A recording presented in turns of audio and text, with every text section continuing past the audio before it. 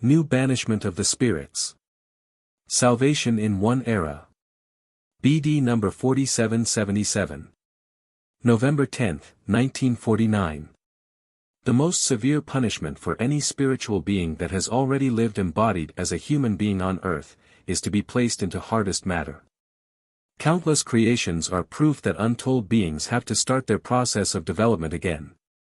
As long as there are spirits in need of development, material creations will also exist to serve as carriers for the spiritual substance and, due to their usefulness in different external forms, depending on their shape and more or less hard substance, will enable it to develop.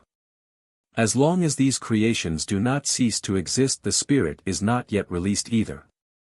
It is possible for the spirit to evolve from hardest matter to a human being in the course of one period of salvation. This opportunity is available.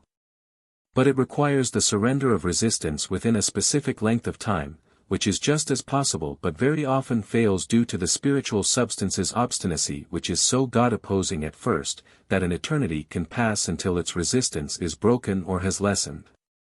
And this resistance is demonstrated by creations which, to the human eye, appear to remain unchanged, often throughout an infinitely long time, creations, which effectively form the earth's crust, which have to be forcefully dissolved through divine will if the spirits are to be provided with an opportunity for higher development. Consequently, one period of salvation does not suffice for this spiritual substance. Nevertheless, at the end of this era it can sense the turmoil in the universe and then will surge towards a new transformation of its own accord.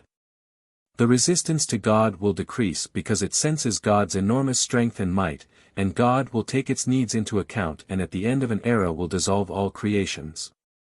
This signifies a turning point for the spiritual substances which had been bound in inactivity within the earth through an eternity. The spiritual substance will now be willing to be of service and will subsequently be placed into an external form which, at first, will only permit minimal activity. Thus, the process of development above earth begins and will, with certainty, also lead to the embodiment as a human being, albeit only after a long period of time.